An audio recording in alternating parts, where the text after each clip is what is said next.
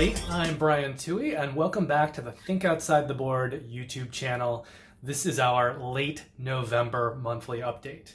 And today I'm going to be talking to you about 14 different games, and the magic numbers are 6, 1, 2, 5, 6 currently running Kickstarters, 1 game that I have acquired since the last video, 2 games that I've personally backed since the last video was made, and then I believe it's 5 games that I've played since the last video. So we have a few less games that are currently running to talk about today, and a few more games that I actually got to play in this period. I'm pretty happy about that. All right, so to kick things off, we are going to start today talking about Burncycle, which I'm just barely squeezing this one in.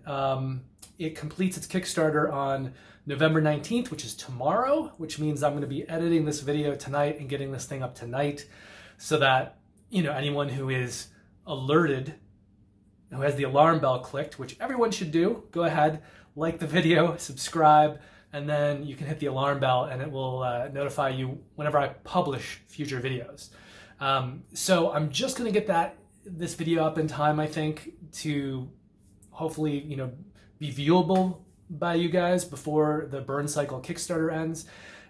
So I'm getting these videos up every other week, hopefully on a Monday or Tuesday, but I've just gotten pushed back the last few weeks because of various things like the election, and right now my fiance's cat is not doing so well, and we had to take him to the vet, and he's going to go in for surgery next week, so that's been kind of taking up some of my time as well. The bigger issue though is with Chip Theory Games, who likes to do very short campaigns. So my problem with them and a few other companies like them is that if I put out a monthly update and then within the next couple days they do a Kickstarter and it's a short, you know, 7 to 10 day Kickstarter, I'm not gonna be able to get it up for the next video. Luckily though, the timing of Burncycle was such that I'm able to kind of fit it in, even though it's kind of like earlier than the dates on the games, some of the games I've been talking about last video. Anyway, I'm still able to fit it in, which I'm happy about because Chip Theory Games make some of the best games in the business, and Burncycle looks amazing, and if you have the money and it appeals to you, you should definitely go back it. I think the all-in for this one is just over $300 with shipping for the continental in the United States. One thing that Chip Theory Games does that's pretty cool is that they have very low shipping amounts. I think they must, you know, supplement it on their end. So I know for the continental US, shipping is just a flat $10, and that doesn't matter, you know, how big your order is. But to get everything, I think the biggest pledge is, with the add-ons and shipping in the continental United States comes in about $305. So it's expensive. We know that. What about it? What is it, you're asking? What's this expensive game you're telling me to back? Okay, well, if you know Chip Theory Games by name, you would know that they also made Too Many Bones and Cloudspire and Too Many Bones Undertow. And if you don't know that, well, now you do. And those games have a very, very high production value, which is one of the reasons that makes them so great. I mean, high production value on its own, who cares? But their high production value is in service of really good games too. And they've kind of, all of their games tend to do with fighting monsters and things like that. Too Many Bones is kind of dungeon crawlery, and Cloudspire is kind of tower defense-y. But there's also other stuff happening in both of these games. A lot of it having to do with dice mitigation. So, you know, you are rolling dice, but a lot of the dice can be used to, you know, it's not just like, oh, I rolled a 6, I won, or oh, I rolled a 1, I lost. You're using those dice to plug into things, and there's ways that you can use them even if you don't like your rolls. At least I'm kind of talking about Too Many Bones right now. But that is a part of them. Another part of these games is the poker chips that Chip Theory has sort of, and hence their name, right? Chip Theory. But they've come up with this system of poker chips. So unlike a lot of games, if you're doing Too Many Bones, which is sort of dungeon crawlery, you're not going to have miniatures. You're not going to have a huge board that you have to build out. You're not going to have expansions that function the way expansions do in dungeon crawlers, adding on more maps and a lot more bulky content. What Too Many Bones does is it uses a lot of these really great neoprene stitched mats. So, I mean, not only are they nice neoprene, but they're stitched all around the edges. So as time goes by, it should make your mats last longer. You know, they're not going to sort of decay and fray because of this stitched edging. And they're thick, and they're a nice texture. They look beautiful. So that's something that Too Many Bones kind of specializes in, is all of kind of this neoprene mats. But also they're poker chips. So when you're playing their games, instead of having these miniatures or even standees or meeples, you're going to be using poker chips for enemies. And a lot of times when you're fighting, a group of enemies, you'll stack up these poker chips. So as you're defeating them, you may be taking off chips, or that can also represent health. You can be putting health chips in, and they kind of stack in with the chips. So Chip Theory Games is kind of known for their poker chip enemy mechanics, as well as their beautiful components in general. They're very nice, thick, chunky dice. I don't know if it's screen printed dice. I think it's usually more like etched dice. And then also these neoprene mats. So they have a very, very high quality of their components. And it's the same two brothers who are kind of designing everything. And I think they've used the same, that would be Josh and Adam Carlson. And I think Anthony Letourneau they've used as their artist, I believe, for everything. So they're just kind of doing all this stuff in-house. The same kind of small creative team, and they're just making amazing, well-designed, beautiful, not cheap games. Okay, so that's Chip Theory Games. But still, Brian, what is burncycle? Okay, so burncycle, it's a cooperative game, so you and I think up to a total of 4 players are playing cooperatively, and you're playing the roles of robots who are trying to take down conspiracy companies, like bad dystopian companies in the future. And it's the main mechanic here is kind of an action programming thing. So you'll be doing some bag drawing. I guess it's not really, I don't really know. There may be some bag building, but essentially you're doing bag drawing. You're pulling out tokens, and then you're using these tokens to kind of do a certain number of actions. And each time you go around and around, and the group decides to continue with their current sort of a loadout, which is when you plug in your loadout, that is known, I think, as the burn cycle. The burn cycle is kind of determining this loadout. So, if we go and we kind of do our drawing thing, we get our little actions, and we go around the table, we do all our actions, and then we still want to keep going without resetting that action programming. Each time we do that, we lock out one of those 5 actions. So our kind of actions get less and less efficient each time around the table because we're able to do less things. And that creates sort of a soft timer, I guess, on what you're able to do. Now, if you get to the point where you have, you've gone around a few times and you've kept using the same actions and you've lost one action each time around, eventually you're going to need to reset that, right? You're going to need to draw new tokens, get 5 new action tokens, and work from that new bank. And in order to do that, you will, initiate the burn cycle, or whatever their phrasing is for that, and you'll draw new tokens. And when you do that, you're going to increase a threat meter. So that threat meter is another timer where, the more that threat timer goes up, the more bad things are going to happen. So it's a very puzzly game. There are several different puzzles in Burn Cycle that you're going to be thinking about simultaneously.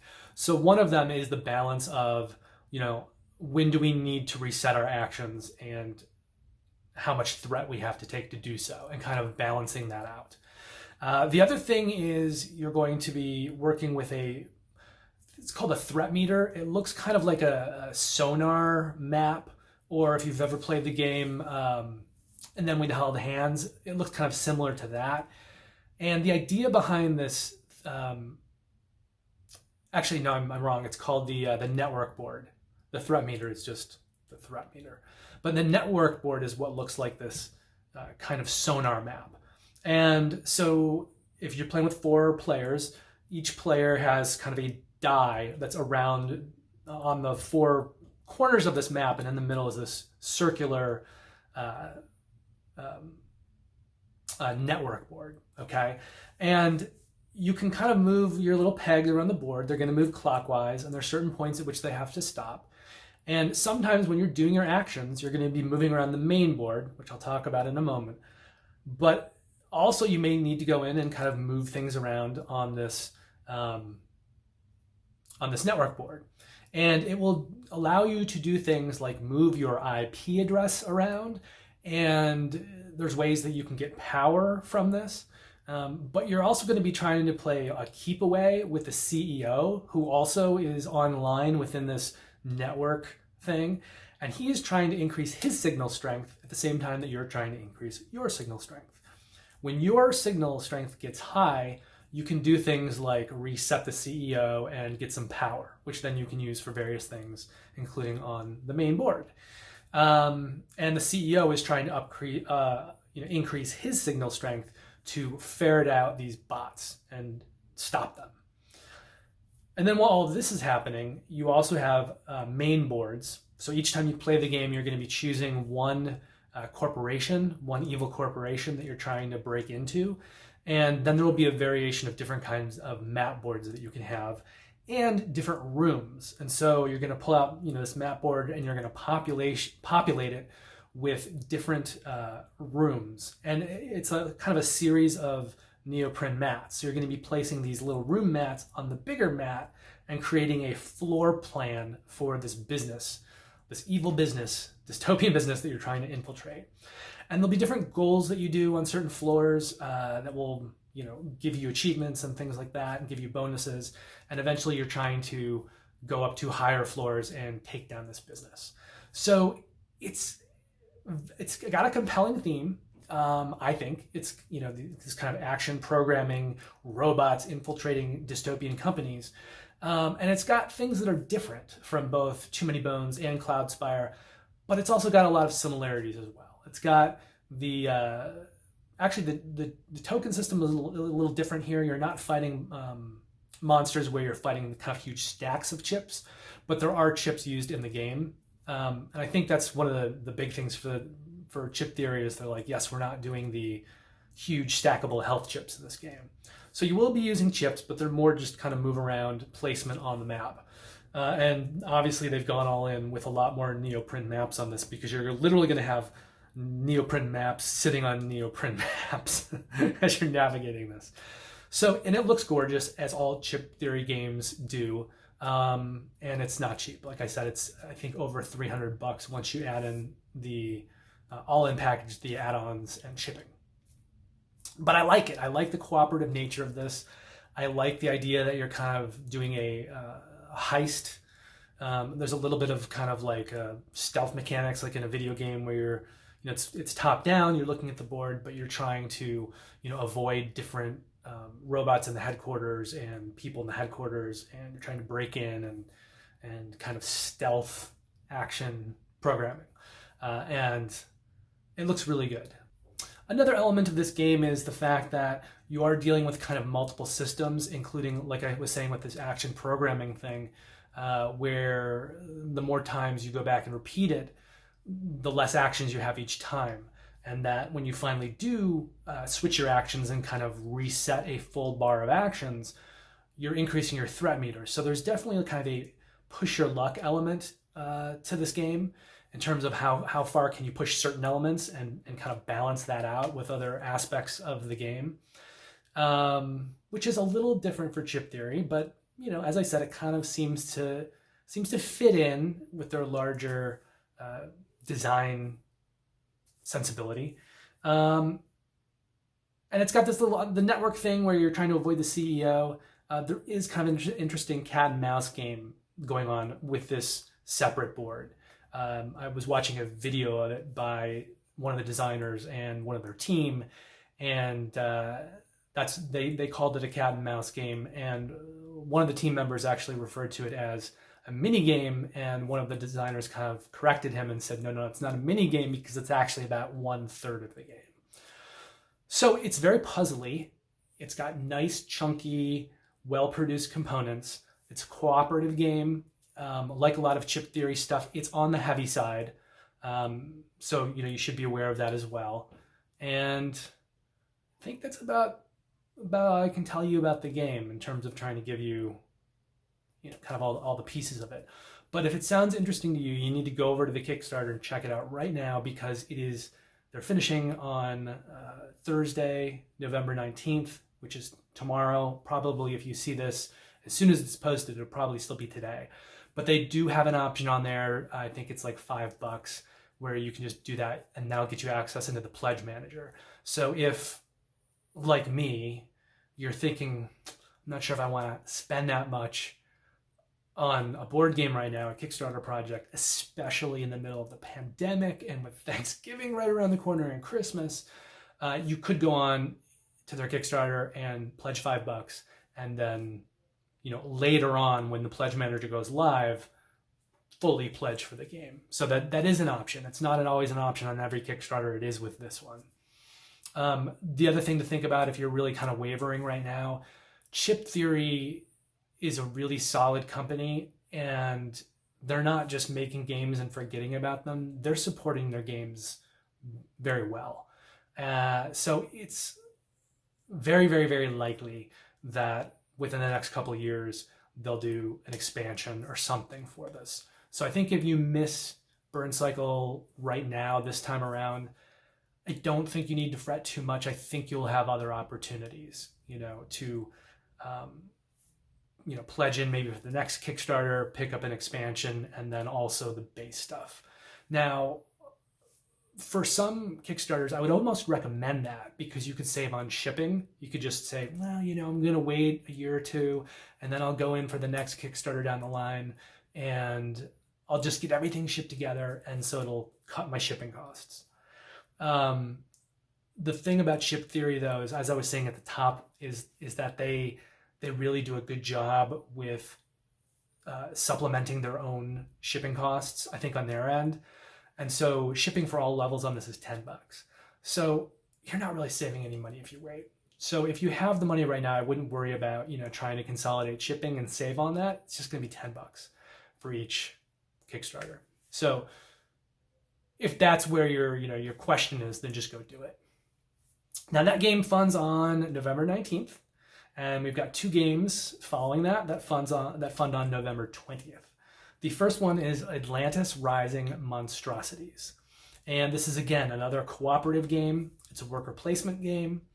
It existed earlier. There was a first edition several years back.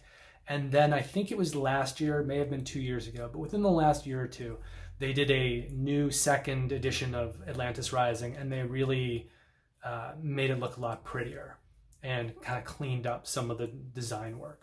So they took what was a good game and they made it into a borderline great game. I guess it depends on what you like, but a really good to great game. And if you like Z Garcia from Dice Tower, he gave Atlantis Rising a 10 out of 10. So he loves it. And, that may be part of the reason that I'm talking to you about it right now, because a 10 out of 10 from a well-known reviewer is nothing to ignore. But we now have Atlantis Monstrosities, and that's what Atlantis Rising Monstrosities, and that's what this Kickstarter is for. So it's a whole new expansion. And in general, Atlantis Rising, the base game, is all about trying to save the island of Atlantis from sinking into the sea. And it's built sort of like the map is built sort of like a starfish with, I think it actually has 6, it's like a star, but with like 6 arms, legs. And as Atlantis starts slowly sinking into the ocean, as you're playing the game, it happens from the outside of these kind of 6 legs, and it moves inwards. And there are things that you can do in the game sometimes to raise the land back up. So when you're doing that, you're starting from the inside and raising the land back up from the middle going out. kind of like reversing what had happened in reverse order. But anyway, so it's a cooperative game. It's a worker placement game. It's well liked by some, certainly by Z Garcia, and it's got a new expansion out with this Kickstarter called Monstrosities. So Monstrosities adds in allies to the game, it adds in magic items, and it adds in some goals. At one point there was a print and play done with Medusa, and they have made that print and play into a scenario, the first scenario for this game. I think it's called Medusa Unleashed.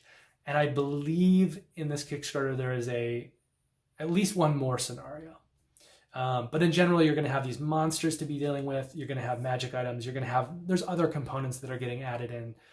Some things added in the gameplay mechanics, add to the gameplay mechanics a little bit, and other things just add in some variability to what's already there. But the scenarios to me are an interesting idea because I think it changes up the game a little bit. So you're not just trying to save the island, you actually have other goals. So we're talking about a game here that has a high degree of replayability, and Z Garcia will tell you that. So adding more variability to it, I think is not a bad thing. And certainly if you have a variability within the one goal of saving Atlantis, that's one thing.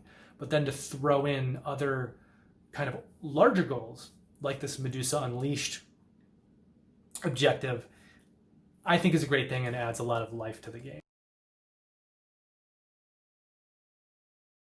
Oh, I should also mention that the company that's making Atlantis Rising is Elf Creek Games, and they've done some other games that I think are good. They backed one called Merchants of the Dark Road that I backed personally. I'm really, really excited to get that one. They also did Honey Buzz, which I think was fairly well received. If it's shipped yet. I mean, I know that there was a positive buzz about it, but I don't remember if that was during the Kickstarter or after the game arrived. It may not have arrived yet. But I think Elf Creek Games is doing good things. I think they're another one of these kind of smaller publishers that are really just having a good track record of really solid games. And I think these are the companies that we kind of want to keep in business, so that they keep providing us with better and better game opportunities. And Elf Creek is kind of on my short list of publishers to be aware of. So again, that bodes well just for Atlantis Rising in general and for the Monstrosities expansion specifically. Also, finishing up, completing its funding on November 20th is Sons of Faeriell. And this one's a little more difficult. Was a little more difficult for me to sort of give a recommend to. And the reason is that it's a first-time publisher. No, it's a first-time designer. But it is being published by Tabula Games. And Tabula Games kind of came out of their Kickstarter gate a few years ago and did a few games that looked very, very similar in design and stylistically. And those were Mysthia the Fall, Volfirion, and Achaeon, I think was how it's pronounced. And I think all those games were by the same design team, this Italian, I believe they're husband and wife. They could be brother and sister, but I believe they're husband and wife. And so it was interesting because Tabula sort of had this identity at the beginning of their Kickstarter projects that, at least for me, was very determined by this kind of visual sense that carried through on all these games and a very similar design style. And I've heard good things about all those games. Not great things, but good things about those games. But not good enough that they ever, I didn't back any of them and I haven't actually played them, but they remain games that are kind of out there, in the sphere of my knowledge, and games that I would like to eventually play someday, just kind of see what they're like. But I felt that like Tabula Games had this very kind of specific design sensibility. And then none of their games really took off. I mean, those games they funded, they did fairly well, but none of them became these games that all of Gamerdon was talking about and all of Gamerdon was playing. And so it seems like they kind of moved past that a little bit and are now producing other sorts of games, including games by other designers. And that brings us to Sons of Faeriell. So it is Tabula Games. It is the same company that produced those other games that I mentioned, but it doesn't have a design sensibility in common with those, and it's actually by a different designer. One of the neat things about Sons of Faeriell, just looking at it, is that it's got some miniatures, which are pretty cool. And then it's got these masks, these kind of, totem masks, but these are masks that go on the miniatures. So you might have one color miniature and then you might have a different color mask on the miniature. And the masks can be taken off, removed, and put on, I believe, throughout the game because you have different color masks. But that's just a very fun, eye-popping design element, these kind of miniatures and these masks. And a lot about this game looks really pretty. I should also mention that, just to go back a little bit, Atlantis Rising is a medium light game. Medium light. Burncycle is heavy. And then Sons of Faeriell, well, we don't really know yet. I don't really know for sure. But I believe that Sons of Faeriell is also on the medium light end of the spectrum, but probably close to medium. Probably kind of right in the middle there. And this is a game much like Scythe, I guess, where you're trying to score a bunch of achievements over the course of the game. And those are kind of variable from game to game. And then it's just, whoever scores the most achievements at the end of the game and gets the most points for this combination of achievements will win. But gameplay-wise, it's kind of a point salad-y thing that's going on, like scoring-wise, with things that you can do to score. And, you're moving around the board, you're interacting with tokens and guardians that are on the board, and your, little miniature figures with their masks. So it's a grab bag of scoring mechanics. Every round when the game starts, there's going to be an event phase where something happens with guardians kind of moving around the board. And then there's going to be a tribe phase, in which that's the phase where players are going to do their various actions.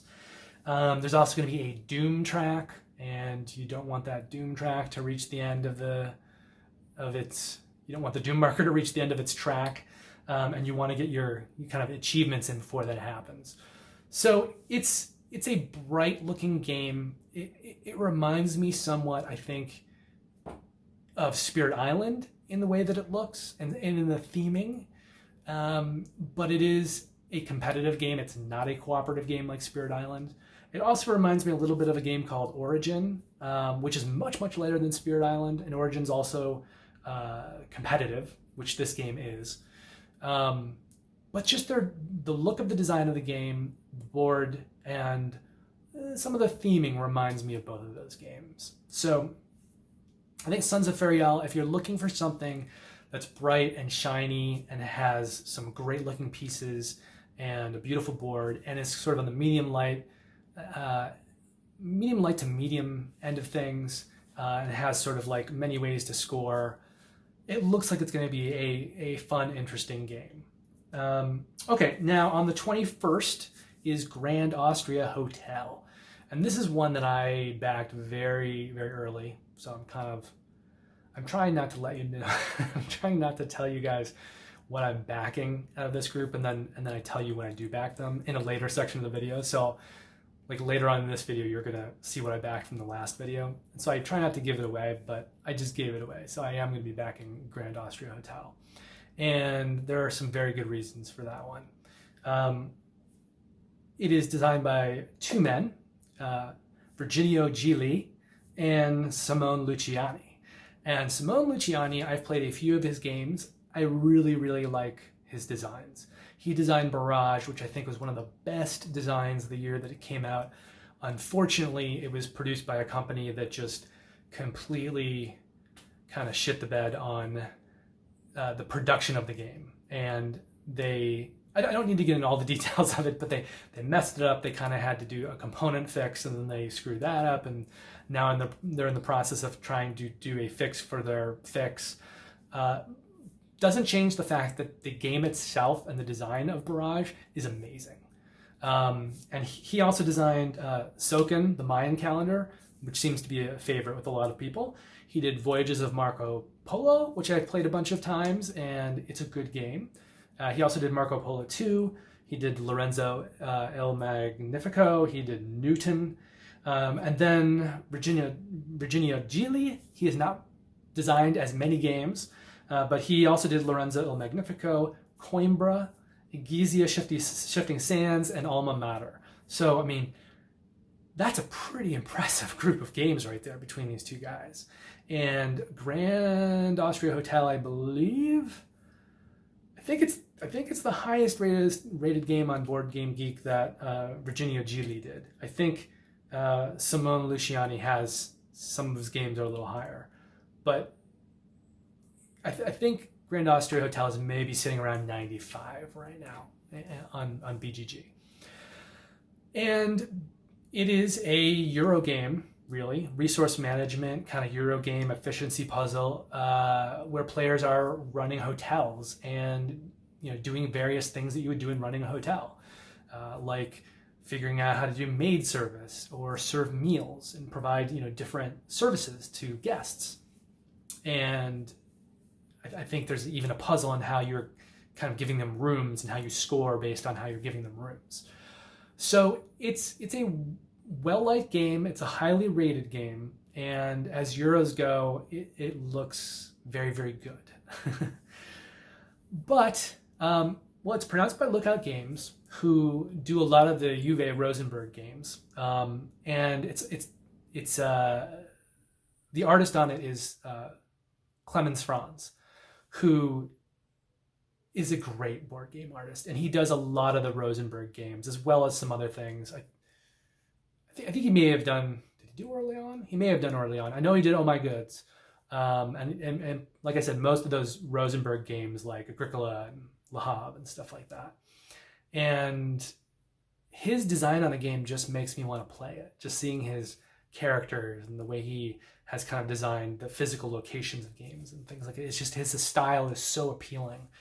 But from what I can tell, original versions of Grand Austria Hotel weren't super well produced component-wise. And that's another element of this Kickstarter, is that it is a deluxe component package. So I think you can get the new expansion, or you can get the base game, or you can get both, and you can get the deluxe components as well. You may even be able to get the deluxe components if you have, the old base game. But the new stuff makes the game look really, really pretty and pop, and I think probably be as appealing to the tactical senses as the design of the game is to the mind. So I think this is a great time to jump onto a game and get the prettiest version available for a game that is a really, really, really good game. It employs a dice drafting mechanism that is pretty cool. And how it works is, if you're playing say you're playing a 4-player game, you're going to be drafting dice. And so whoever goes, like the first player drafting, will also be the last person the second time around. It's a snake draft. So it means you go around the table. So I draft, this player drafts, this player drafts, this player drafts, and then it starts with this player and it goes back around. So if you're picking first, you're also picking last. And if you're picking, in the middle, you're going to pick right again in the middle. So it splits up kind of the dice that you're able to select for the dice actions, and it makes it a little more fair, I think. I like that mechanism. Also, there's a lot of card play in this game. There's a lot of cards, card play, card actions. This game is on the medium heavy side, so it's probably not quite as heavy as Burncycle, but it's definitely heavier than Sons of Faeriell and Atlantis Rising. So this is probably for, the Eurogamers out there. Grand Austria Hotel. And the other thing is, this is for a new expansion as well. So not only can you get the deluxe components, you can get the new expansion called Let's Waltz.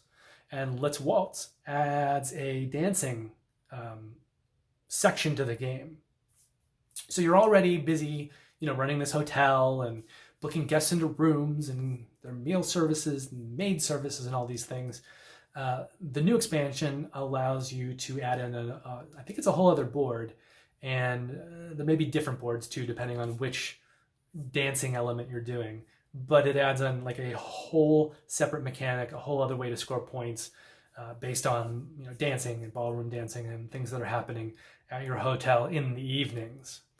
And it's a good game.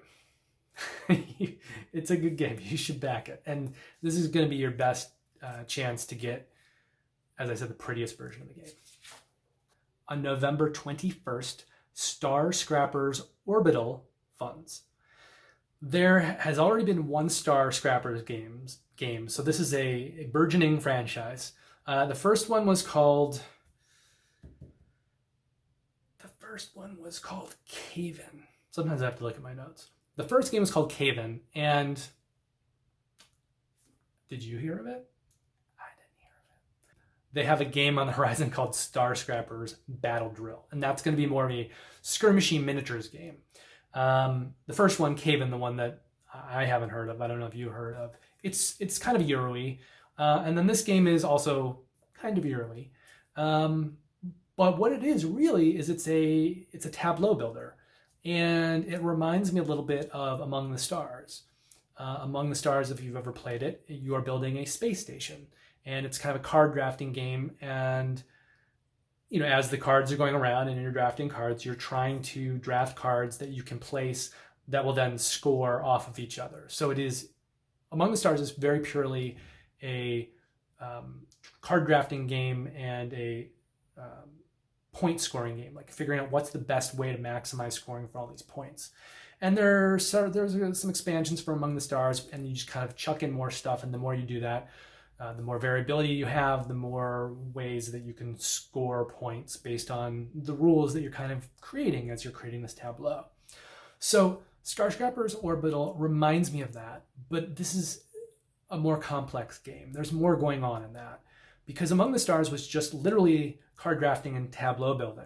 But in Star Scrappers Orbital, you're building a tableau, but there are more things happening on those cards than just endgame scoring opportunities. So there are things like damage tokens, there are things like workers. I think I've seen different versions of this game. So in some there's a pawn, and some it's a meeple. It's not a worker placement game, though. I should make that clear. It's more that your workers can be used as resources. So there'll be times where you'll need to allot them to certain cards once you've built them into your tableau, so that they can be used to maximum efficiency. And I guess something like City of the Big Shoulders does that as well, where you kind of have to allocate workers to things once you've built it to get it to really function and to also maximize its functioning. So for this game, for Star, I'm having a real tongue-tying experience with some of these names. But with Star Scrappers Orbital, you're going to be, there's more than just the tableau building. And the other thing is that this game is designed by Jacob, I need to try to figure out how to pronounce this. It's designed by Jacob Frixelius, who is the designer of Terraforming Mars. And I love Terraforming Mars. I think it's a fantastic game, amazing game, really, really good game. Now, Terraforming Mars does have some detractors. I think some of it is because they think the art is ugly, and the art in the game is not always consistent with each other. So in Terraforming Mars, you will see some card art that is, photo, some card art that is, drawn, and it's not very consistent with itself. But I don't mind that. For me, it kind of fits into the sort of whole grab bag mechanics of Terraforming Mars, because once you play Terraforming Mars and you like Terraforming Mars and you start adding on all the different expansions, the game becomes enormous in terms of what it can do and the table space that it takes up. It's just this gigantic game with all these different boards and mechanics and things that do different things. So I mean, you kind of start out Terraforming Mars playing the base game. It's like you've got a puzzle thing happening, and then after you add on all this other stuff, it's just the size of the property that the game takes up and the mechanics involved in it just grows exponentially. So that's another thing that people don't like about Terraforming Mars, is the fact that it can become this unwieldy game that's just enormous physically. And then if you also play it at higher player counts, it becomes a long, long game because there's so much going on. Now, Skyscraper's Orbital has a lot in common, I think, with Terraforming Mars, just in a general design sense, but not that much in terms of the actual gameplay. And the reason is that this game is pared way, way down from Terraforming Mars. So yes, it's more complex than Among the Stars, but compared to Terraforming Mars, it's simple. And I think that's going to be very attractive to a lot of people, so that they're going to be able to get that engine building experience, the Tableau building experience from Terraforming Mars, but to do it kind of more simply, in a way that still has choices for you to make, and choices that get crunchier as the game goes on in later rounds as you build your engine. So it's still an intelligent game that you have to think about and make good choices on. You kind of have to keep things reined in so everything doesn't get away from you. But it takes up less table space. It's going to take a lot less time, and it's not just going to be all over the place that, like Terraforming Mars kind of is. And I think it's looking at kind of a medium light space for this one. And then the last game that we're going to talk about is it funds on December 4th, and that is The Pursuit of Happiness. And that is, again, kind of in the medium light space. And this one, like the Grand Austria Hotel, is a great time to jump on this game because they're doing a big box for The Pursuit of Happiness. So you can just kind of go all in and get all the stuff for it. And they're also doing deluxe components, which have not existed before in Pursuit of Happiness. And Pursuit of Happiness is a very bright game. It's a lot of bright colors, not as bright as something like Dinosaur Island, but it is bright. And it does have kind of the resource management going on of Dinosaur Island. But the game that it really seems to remind me of is Life, which I think, many people played Life back in the day. And people like Life. I still like the idea of Life. Now, Life is still a roll and move, or really a spin and move. And in that case, there's not a lot of player agency for it, right? You're just going around the board and doing whatever it is that you do with wherever you land. But there's something neat in the game of Life when you're like, ooh, I got a job. Or like, ooh, I got married, and you're putting little pegs in the car, and hey, we just had kids.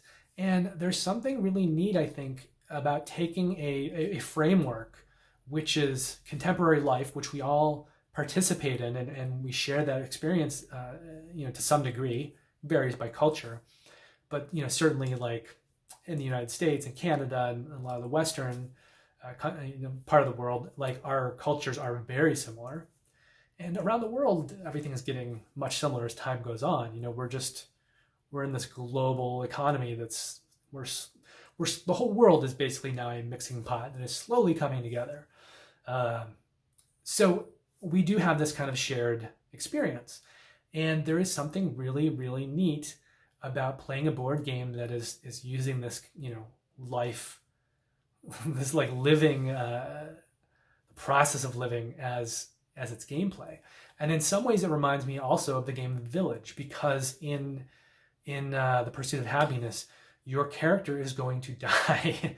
You're going to watch them get older decade by decade and eventually die. And then at the end, you'll score based on choices that you've made.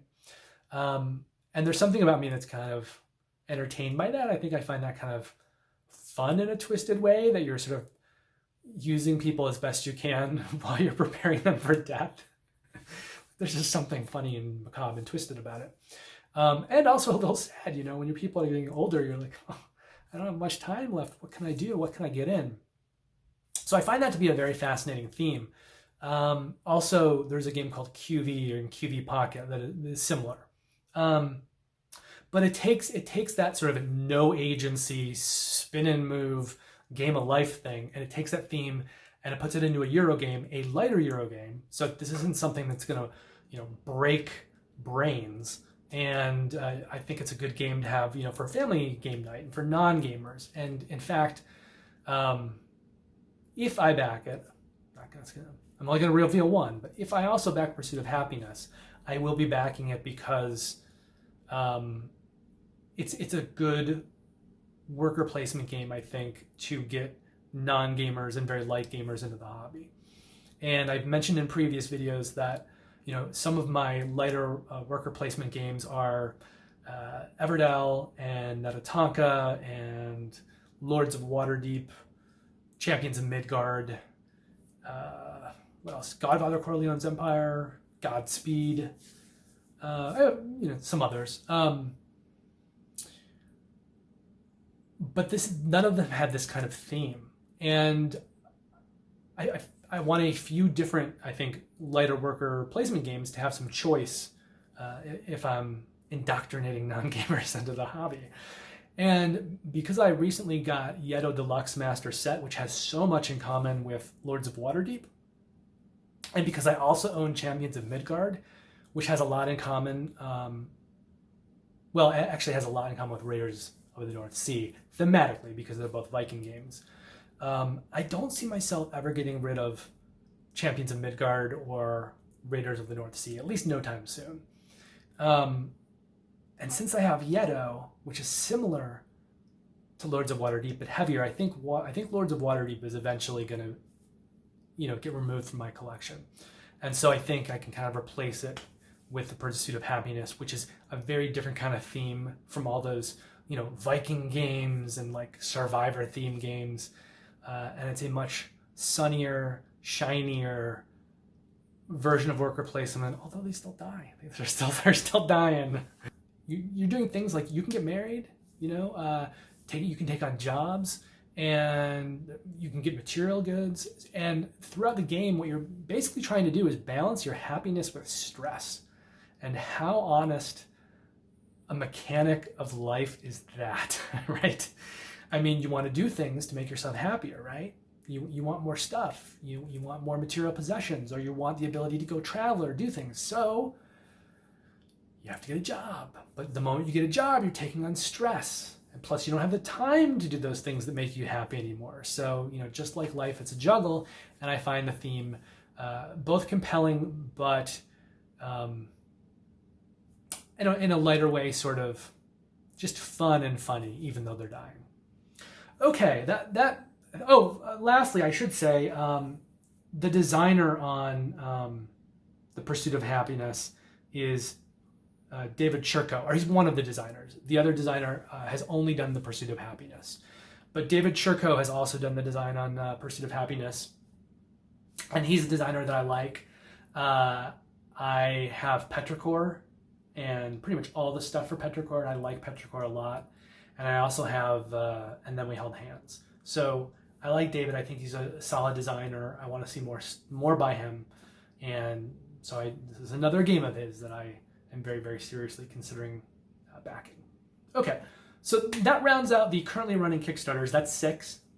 Now I'm going to share with you the one game that's actually arrived, and I'm going to hold it up for you so you can physically see it. And let's see if you can identify it from some of the add-ons, the Minotaur, some sleeves, and some little extras. And then we have the big monster of the box.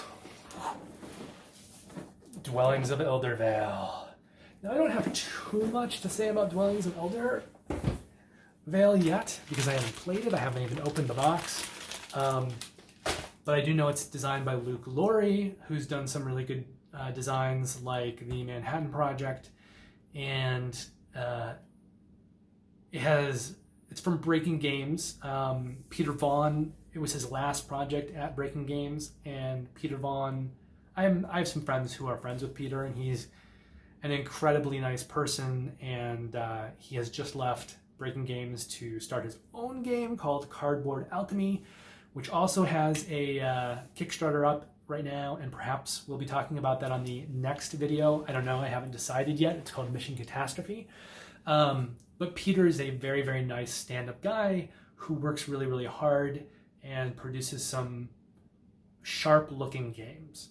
One of the games that Breaking Games produced was Rise of Tribes, which I was not really a fan of, but it was gorgeously produced. And so when they were doing a Luke Laurie game, and it was going to be sort of a heavier Euro with a lot of mechanics, a lot of things happening in this sort of fantasy world, I knew that the production quality was going to be off the charts, because that's what Peter does, and I knew that the gameplay was going to be amazing. So those two things together, and I went all in on this thing. So I got the version of the miniature monsters that have sounds. So it should be, I mean, on the one hand, I think you look at that and you're like, oh my God, that's kind of lame. And how much extra did I pay for that? And on the other hand, you're like, that is cool as hell. And I mean, it'll definitely get a reaction during games, I think, and people will like it and find it entertaining. And I'm excited to get it to the table, eventually.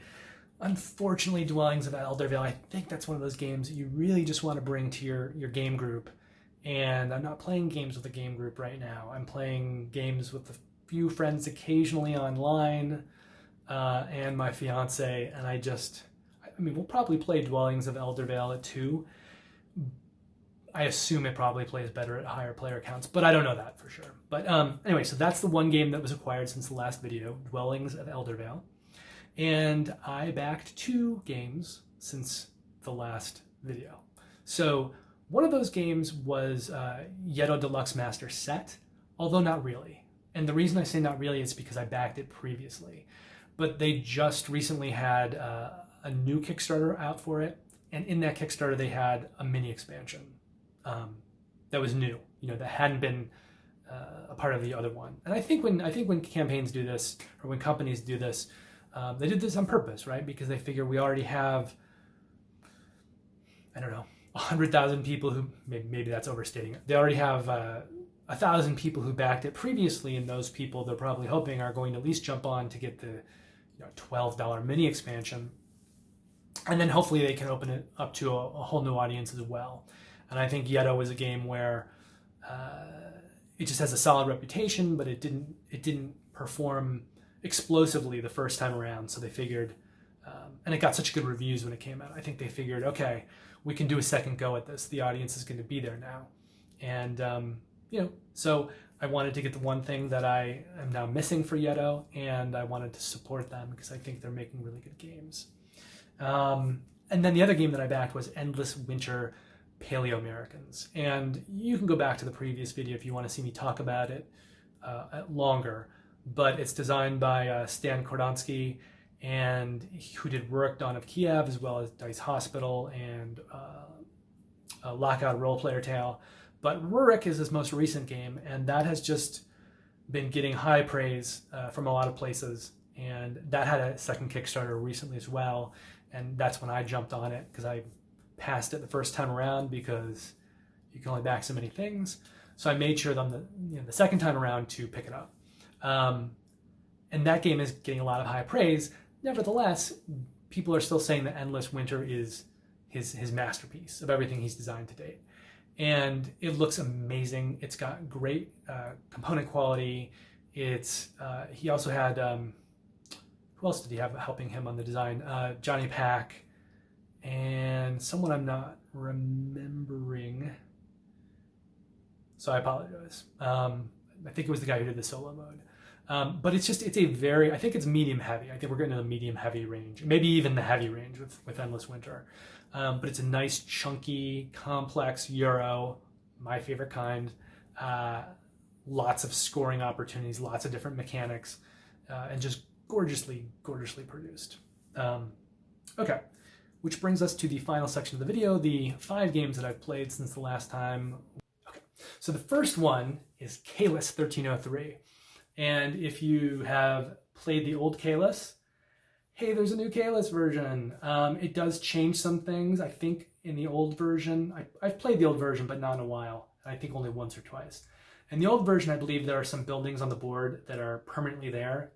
Caylus is a worker placement game, but not just a simple worker placement game. Players are building buildings on a road, and there is I forget what he's called, but there is a sort of wooden meeple that can walk around the road. And then players are each round they're taking actions on some of these buildings, as well as doing some other things on the board. There's a place they can go up into the castle to get some points for set collection stuff, for resources. But as they're building buildings, they're going to use the buildings as well. And then there's this kind of interesting mechanic where this guy on horseback, this meeple guy, who's kind of going around the buildings, at the end of the round, there's an opportunity to move him either way. And so players tend to fight over, how far they're moving him, because none of the buildings that are beyond him on the road will activate. So if you kind of move him back, you may stop players who have gone to certain buildings from being able to take their actions. So it's kind of there's this sort of push your luck, but also take that, and this kind of cutthroat competitiveness to Caylus. And I like it. I think I like it a lot. It's a good game. I don't think I would buy it personally. And I guess because it exists on, Tabletop Simulator, where I played it a week or two ago, and I may actually end up playing it on Saturday because one of my friends really likes it. So we may play it again with him this week. And he slaughtered us. His name is Alex, and Alex and June and I were playing, and June and I I think we scored somewhere in the 40s, and Alex was way beyond us. And the fact that I even got close to June was very, very lucky, because I did not play well and I made a few bad mistakes. So if we play it again soon, I'm actually looking forward to it, because I think we'll be able to play a little bit better. But I like Caylus. It's a really solid game. It's very, very well designed. Like I said, it's a worker placement game, but it's got this kind of unique take on worker placement, and the way you're kind of dealing with this. I forget what he's called, but this wooden guy, this wooden meeple on horseback, or I should say he's a guy on horseback meeple. So the meeple part encompasses the man and the horse. That's what I'm trying to tell you.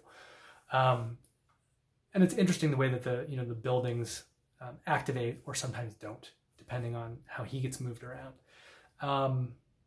So I like it. I definitely had many more plays in me. I just don't know if it's something I would eventually buy. But I don't think that I need to. And I like the game. I think if I were to rate it, I don't know, 7 or 8 for me, something like that, probably 8. Okay, next up we played Gaia Project. And I didn't do well on either of these games, because it had been sort of just long enough since I played them that I didn't have a mastery of the rules. I knew the general rules, and we went over a few things before we played, but I did not have mastery of those games. I have played Terra Mystica quite a bit. I feel like I have mastery of Terra Mystica. And Gaia Project is much like Terra Mystica, but Terra Mystica is sort of fantasy themed, and you're building kind of networks of buildings in this fantasy environment. So I like Terra Mystica a lot, and I've played Terra Mystica quite a lot. I used to play it on Board Game Arena all the time. And but it can be a very tight game. You can get boxed in either physically on the map, or also just in terms of what you're able to do action-wise. You can get to a point in Terra Mystica where maybe you haven't planned for things quite perfectly, and then you find you're not able to do, or you don't have what you need to do the things that you need to do. And Gaia Project, I think, is a little more forgiving in that sense. I think it gives you ways to get out of being backed into a corner, or just period not be backed into a corner. But there's much more mechanically going on in Gaia Project than Terra Mystica, and I just feel like I have never really played Gaia Project enough to be at a point of mastery in it. I'll play it once, and then 6 months will go by, and then I'll play it again. At that point, I'm just kind of relearning the rules. I have a general understanding of it because of Terra Mystica, but I don't have this kind of mastery over it. And that happened again on our play this time, where I'm kind of still learning it as I go to some degree. The map on Gaia Project is in outer space, and there's kind of 2 different sorts of planets that are not really equivalent to anything in Terra Mystica. One requires a transformer to be able to terraform it, and the other one, it's like a dark planet. Both of these are kind of special cases, and they're just not things that are that clear in my head, and so I can't plan for them as well as Terra Mystica, where in Terra Mystica I'm sometimes doing things 6 turns ahead of time. But I think over time, once I learn Gaia Project better, uh, I think it's the better game overall. And I know there are a couple of expansions for Terra Mystica, and um, the first one, Fire and Ice, I just do not like. I do not like anything about it. I don't like the factions with it. And the other thing is that Terra Mystica is available on Board Game Arena, so you can always just go play that whenever you want. So I think for me, the solution is going to be, if I ever want to play Terra Mystica, I play it online, and then Gaia Project will be the game that I actually buy at some point. And I do also own Clans of Caledonia, which it's not made by the same people who made Gaia Project and Terra Mystica, but it's so similar. Like the gameplay is so similar. It's Gaia Project is space themed. Terra Mystica is this kind of fantasy world, and Clans of Caledonia is sort of. It feels like the Terra Mystica version of Catan or something. I mean, you're in this kind of rural, very sort of Agricola kind of, rural farm lands and things, and you're building structures, and that element is very, very similar to both Gaia Project and Terra Mystica. But then it also has like a market happening. You buy things, and when you buy things, the price goes down, I think, and then if you sell them, if you sell them, the price goes down. If you buy them, it goes up. Yeah.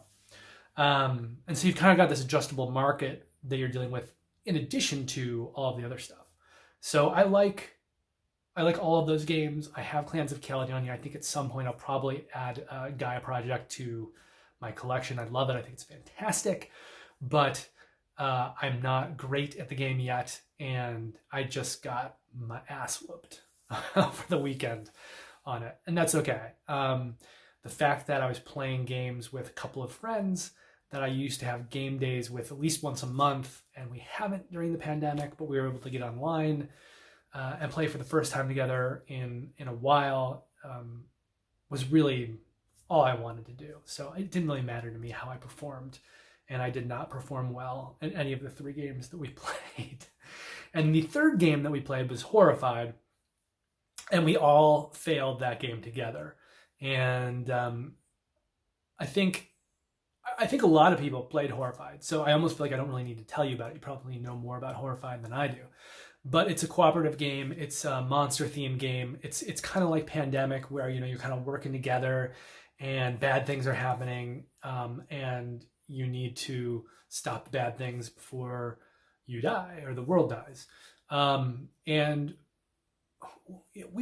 all 3 of us, we play a lot of heavy Euro games, and so I think we all just kind of said, no, we're not going to play the intro game with only 2 monsters. We're playing 3 monsters, even though we have no idea what we're doing. And I think over the course of the game, we took a lot of actions that weren't good ideas, really.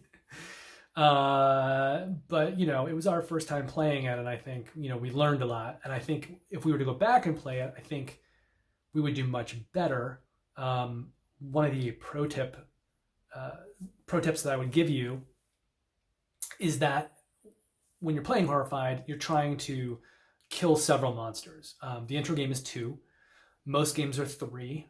I think if you want to do a hard game, I don't know if you can increase it to 4 monsters, but it may be that you're just choosing certain combinations of 3 monsters that are very difficult together.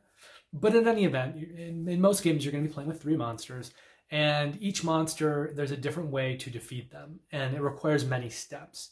And these steps usually involve these kind of tokens that are distributed throughout the board, and every turn, more of them are going to get placed on the board. Well, most turns.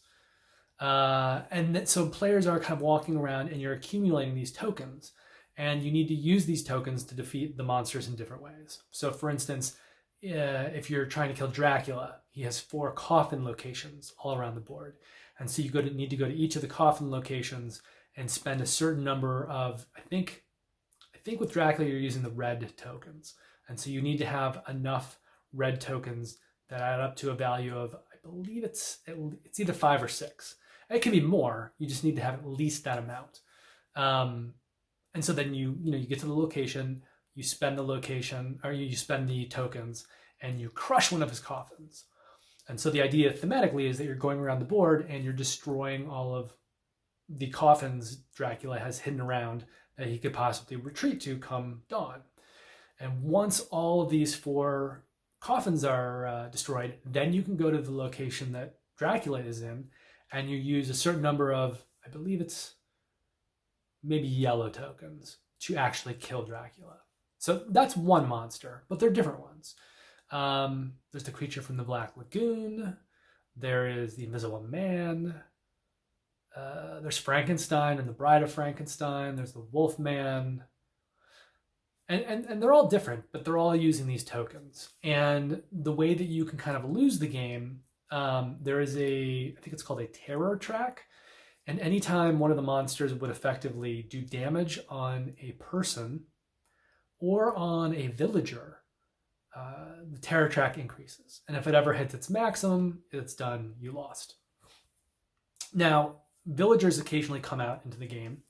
And one of the things that you can do when you're moving is sort of like take them with you, which doesn't require an action. You can kind of just pick them up as you're moving and walk them with you. But you can also use actions to move them if they're either in your space or adjacent to your space. So if they're adjacent to the room that you're in, you can move them into your room, or if they're in your room, you can push them into an adjacent space. And this is important because if the monsters ever attack the villagers, which they will target, I think they will target the villagers first, the terror track goes up, and it's just kind of one hit and they're done. And so you can use yourself to kind of body block. I think the monsters will attack you first, which is why you can use yourself to sort of body block for the villagers. So you're going to want to be moving them around, getting them to the location that they want to go to. So there's some pick up and deliver in Horrified. And when you do that, you get some kind of bonus for dropping them off. And then if you're in a location with the monster, or the monsters move towards you and they attack you, you will take damage, but you can resist the damage if you have those same tokens, the tokens that you're using to kill all the monsters and do the various steps leading up to killing the monsters. So I think because the 3 of us are kind of Eurogamers, we were all approaching this with sort of like we're tough, we can just blow past these monsters. What we really want to do is just find the most efficient way to take our actions. And in doing that, we just got attacked and killed a bunch.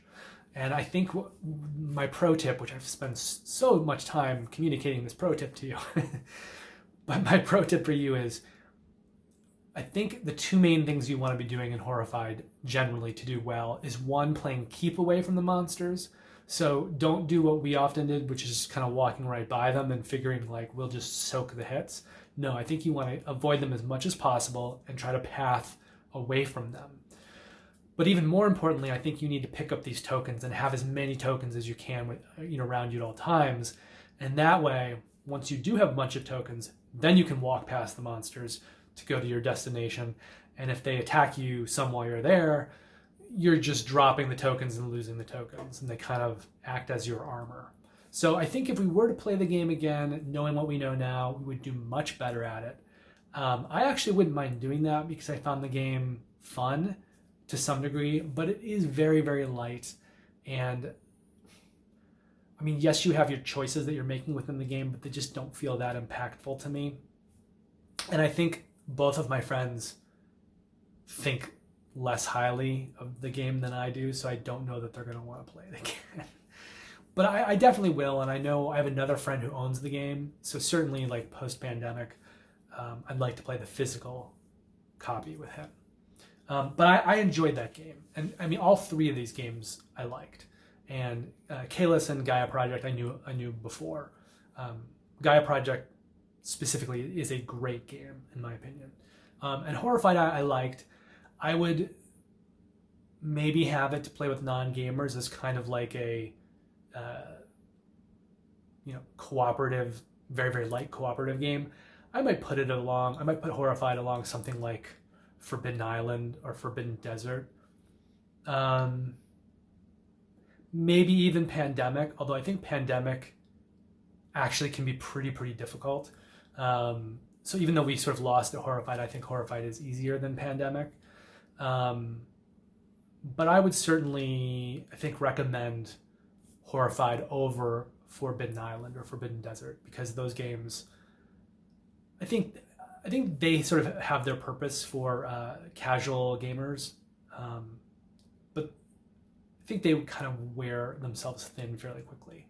And for my money, Horrified, I think, would be a game that I'd rather have and rather be bringing out with new gamers or casual gamers for sort of like a very introductory light co-op game.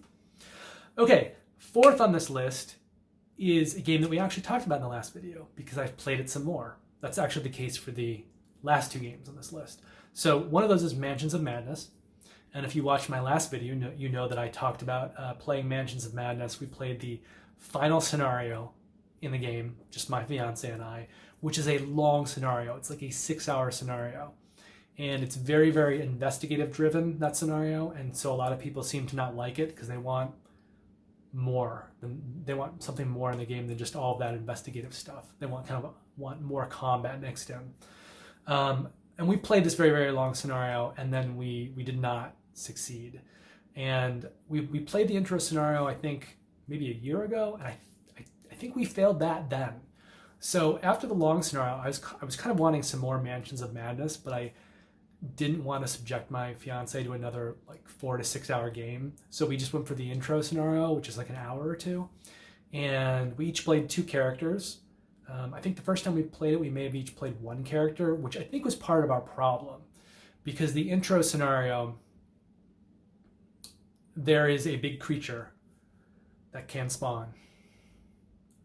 I think the creature probably always does spawn, but I'm trying to be vague and say it may spawn. And this time when we played it, we were no longer in the location where the big creature spawned, so we were able to get the other stuff done.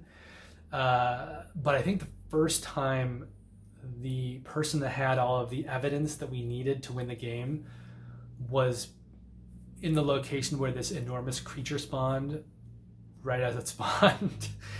And they just got shellacked, and then, the evidence went everywhere, and that was the end of the game.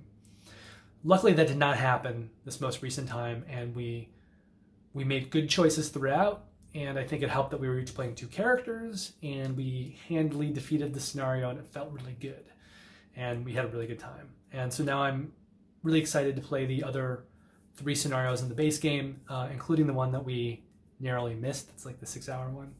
And I think there's also a few scenarios that you can buy through the app, because Mansions of Madness 2nd edition does run off an app.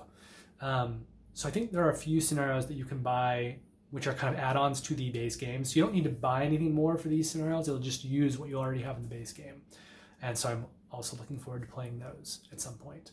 But I like Mansions of Madness. I do. It's very simple. There's not a lot going on, but there's something fun about just walking around the map and building out this map and the variable player powers that you have, and just kind of moving around and exploring different things and taking actions and seeing what you can find. It feels sort of like a choose your own adventure book crossed with a dungeon crawler. And there's not a lot of heavy dungeon crawling in it, which is why I say it's crossed with a choose your own adventure book, because Mansions of Madness, much of it is very, very kind of narrative based and investigation based. And there's a lot of, I'm picking this up, or I'm opening this door, or I'm walking into this room, and then hearing more story. So there's some combat. Some scenarios have more than others, but there is some combat in the game, but it is not like a heavy combat dungeon crawler. It is sort of somewhere in between, probably more on the narrative choice side of things. But it's fun, and I like the kind of Cthulhu theme.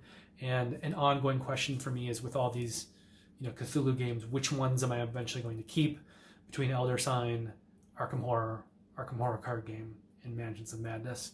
And I do not have an answer right now. We'll come back to it in the future, but I really like a lot of those games, so I'll be keeping most. But I also want to have a combination of things that kind of make sense to have. Like, I don't need things that are exactly the same. So I have a feeling that Elder Sign eventually is going to get the kick, just because it's dice mitigation, dice rolling, and my fiance really dislikes that. but I need to play more of this stuff. But anyway, just know I like Mansions of Madness, and I think it's a really good game. There are a lot of expansions out there for it. But if the narrative exploration thing and the Cthulhu theme and the kind of miniatures and some combat, if that all appeals to you, then you should get the game, because it really delivers on what it is. And if you like what it is, you will have a good time. And then the final game is T.I.M.E Stories. And my fiance and I again went back to it, trying to beat the base game.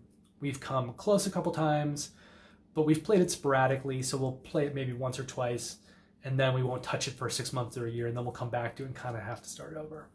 So I'm happy to report that in this most recent playthrough, we beat the base game, Asylum, and we beat it handily. And so we kind of have all the stuff now. And I already do own I think it might even be behind me. I think one of those is Marcy Case and one of those is Under the Mask. And I think the order of play is base game, which is Asylum, and then Marcy Case, and then I think Prophecy of Dragons, and then Under the Mask. So I'm going to have to get Prophecy of Dragons, but I've got 2 of the first 3 expansions right here on my shelf. So I'm excited to play the next one. And I've also read that with T.I.M.E Stories, it is a law of diminishing returns, and the expansions kind of get less good as they go on. But I like the idea of T.I.M E Stories in general, and I think I will probably be experiencing all of the expansions as time goes on. So T.I.M E Stories, if you've never played it, is, again, it's kind of like a choose your own adventure book. There's a new cycle of T.I.M E Stories called the Blue Cycle, and they've put out 2 or 3 games, and those are all standalone. But the original series, let's see, I've got the box sitting right here. The original series that comes in this white box, that's called the White Series, has the base game, which is called Asylum, and then it's got, I think, 9 expansions. It's either 8 or 9 expansions. And the base box is fairly big.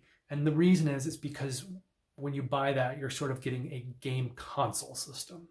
So it has a lot of tokens in it. It has, various components, and even like a system of how you can save your game using a built-in game tray. And then it's got cards that you're using for this specific adventure. And so the expansions, which are, as you can see, they're much smaller. I don't really want to pull them out because I have stuff on top of it, but they're much smaller. They're about this big compared to the base game, which is, a big box. I believe they kind of just have a new deck of cards, for that adventure, and maybe a couple components. But essentially, with these little expansions, you're sort of using it with this larger game system that you bought, right?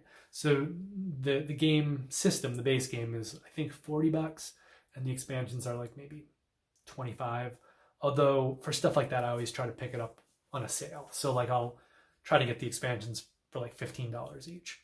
But they all play kind of like choose your own adventure books. So you've got a story that you're following, and you are agents from a future. Essentially, you're like time agents, and you're going back to different places in time, different locations, also different time periods, which is kind of the beauty of the game, because once they came up with the general mechanics and system for it, they then could apply it to whatever theme they wanted. They could say, oh, this time we're going back to Victorian England, or this time we're going to a mental asylum in present day, or this time we're going into the future, or this time we're going back to,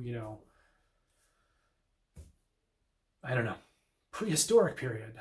I guess you wouldn't go that far back. But they can take it wherever they want.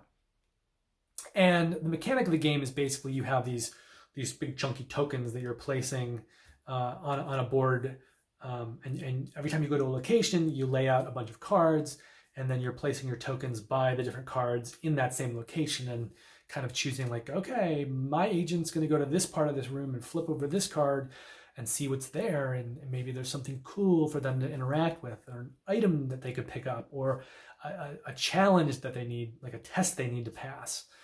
Could be a fight, or there could be a puzzle or something. And so not only does it remind me of old choose your own adventure books, but it also reminds me of old video games like the Infocom games, the text adventure games, where you're going to one place and you're picking up an item, and then you need to take that item to a different location and use this item with that item, or use this key to get this thing. And so it's a location puzzle in a sense. You're walking around, you're picking up things, you're trying to solve puzzles, and I mean those kinds of games have been games that I've been playing since my childhood in one form or another. So I really, really like them. Obviously, the one downside to Time Stories is that once you complete a scenario, the puzzles. You can't redo them, unless you somehow manage to make yourself forget, which I guess maybe you could put the game away for 10 years and then come back. But barring that, Time Stories is a game that will, like something like one of these exit games or the Unlock series, where you will complete it and it won't really have any gameplay value left for you, which is why I think when they did the original Time Stories series, they tried to make, big base game, console, gaming system, and then smaller expansions so that people wouldn't have to, buy a whole big separate game every time.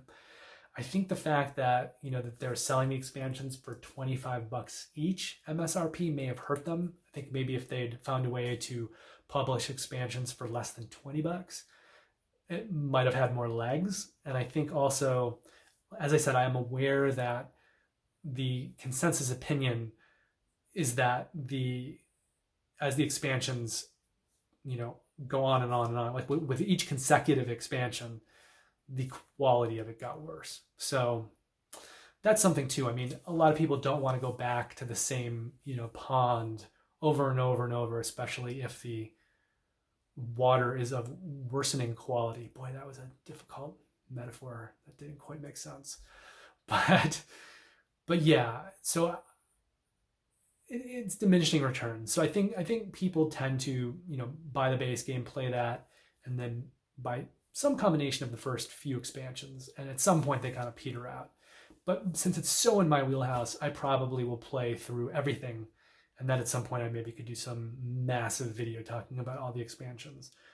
But I love Time Stories. I really, really do enjoy it, even with its limited replayability. I think you just have to try to really enjoy it while you're playing and knowing that it's going to be a limited experience. Anyway, that wraps up today's video. It went on a long time, considering I was only talking about, 14 games, 16 games? 14 games. Last little note about the channel. Very shortly there will be a Patreon launching, and I'm sure I will be talking about it a little more when it does, but just keep your eyes open for that. And that's about it. So goodbye. I hope you have a good Thanksgiving. Stay safe. I'll see you next time. And again, it would be hugely helpful for me if you like this video, if you like and subscribe. And if you want to be notified upon publication of further videos, to also hit the alarm bell. And then on top of that, I welcome any comments and any discussion happening down below.